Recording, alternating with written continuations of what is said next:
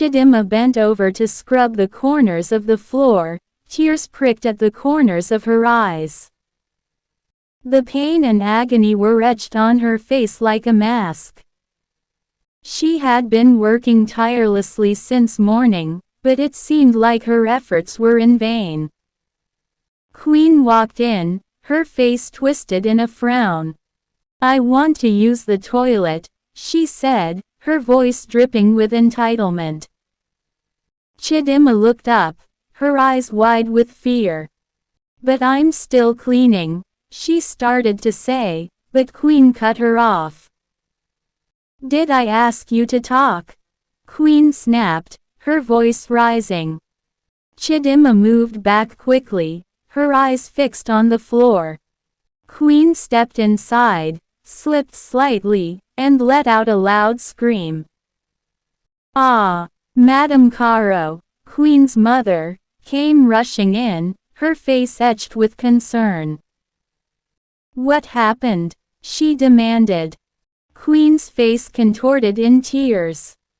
"Chidimma wanted to kill me," she cried. "She poured water on the floor so I would fall." Madame Caro's face turned cold, her eyes flashing with anger. She turned to Chidimma, her voice venomous. "What?" Chidimma's lips trembled as she tried to explain. "No, Ma. I was just cleaning, I swear." But Madame Caro wasn't having it. She supported Queen's version of events and slapped Chidimma across the face. Chidimma staggered back, holding her cheek. It burned. She felt like she had been branded. The pain was deep, the humiliation cutting. Chidimma rushed inside the room and burst into tears. "You want to kill my daughter? You evil child!" Madame Caro shouted, her voice echoing through the house. Chidimma whispered, "I'm sorry," but her words were lost in the torrent of tears. Madame Caro dragged Queen out of the bathroom, leaving Chidimma in a heap on the floor. Chidimma dropped to her knees and cried silently, the mop slipping from her hand. She leaned against the wall and sobbed, trying to stifle her tears. But the pain was overwhelming.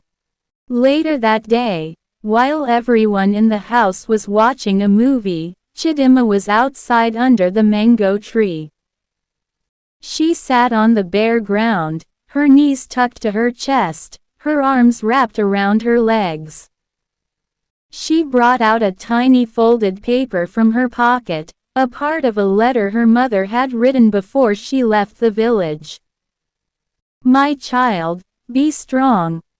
The world is hard, but you were born great, don't lose confidence. Always remember I love you."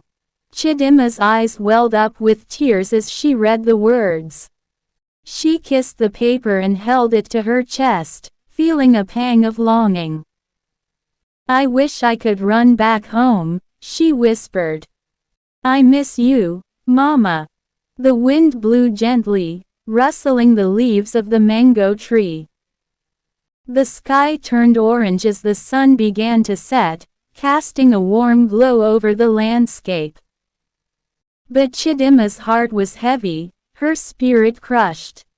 She felt like she was all alone in the world, like she didn't belong. Just then, she heard footsteps approaching. It was the gardener, his face creased with concern. He came over to her and sat down beside her. "Hey, kiddo, how are you doing?" he asked, his voice soft. Chidimma looked up at him, her eyes red from crying. I'm fine," she stammered. The gardener smiled and handed her a packet of snacks. "Here, eat this. You look like you could use some energy." Chidimma took the snacks, feeling a surge of gratitude. "Thank you," she whispered. The gardener nodded, his eyes kind. Madame Caro's house is the home for the strong-hearted. Be strong and courageous, he said, repeating the words he had told her before. Chidimma nodded, feeling a spark of determination ignite within her. She knew she had to be strong, for her mother's sake, for her own sake. She took a deep breath and stood up, brushing off her clothes. "Thank you," she said again, her voice a little stronger. The gardener smiled and nodded, his eyes shining with encouragement. As the sun dipped below the horizon, Chidimma walked back to the house, her heart still heavy, but her spirit a little lighter.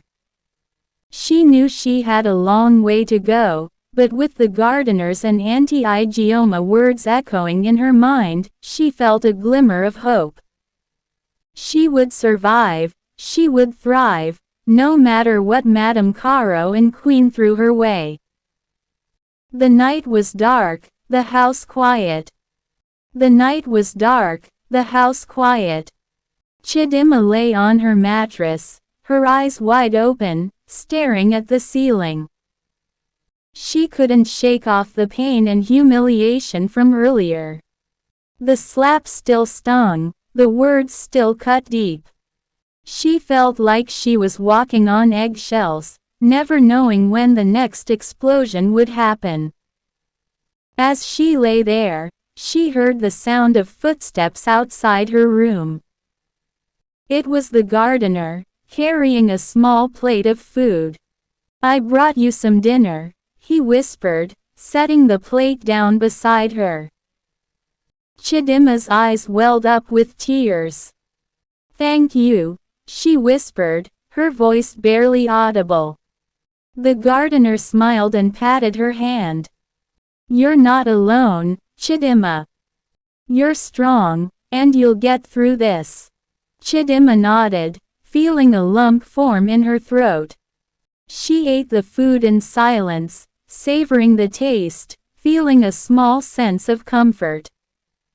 As the days went by, Chidimma continued to work hard, scrubbing floors, washing clothes, and cooking meals. But no matter how hard she worked, she couldn't seem to please Madame Caro and Queen. They found fault in everything she did, and Chidimma began to feel like she was walking on thin ice. One day, while she was washing dishes, Queen came into the kitchen and deliberately knocked over a glass of water, spilling it all over the counter. "You're so clumsy," Queen shouted, her face twisted in anger. "You're always making messes." Chidimma bit her tongue, feeling a surge of anger and frustration. She knew that Queen was trying to provoke her, but she refused to rise to the bait. Instead, she calmly cleaned up the spill, her hands shaking with restraint. As she finished up, Madame Caro appeared in the doorway, her face stern. "Chidimma, I need you to take care of something for me," she said, her voice cold. "What is it, Ma?" Chidimma asked, her heart sinking. "I need you to go to the market and buy some groceries," Madame Caro said, handing her a list. "And don't come back until you've gotten everything on this list." Chidimma nodded, feeling a sense of relief. At least she would get out of the house for a while. As she walked to the market, the sun beating down on her head, Chidimma felt a sense of freedom. She walked slowly, taking in the sights and sounds of the market. She haggled with vendors, bought fresh produce, and felt a sense of pride in her ability to get the job done. But as she was finishing up, she saw Queen and Madame Caro walking towards her, their faces stern. Chidimma's heart sank, and she wondered what she had done wrong now. "Chidimma, what took you so long?" Madame Caro demanded, her voice sharp. Chidimma explained, but Madame Caro wasn't having it. "You're so slow and incompetent," she snapped.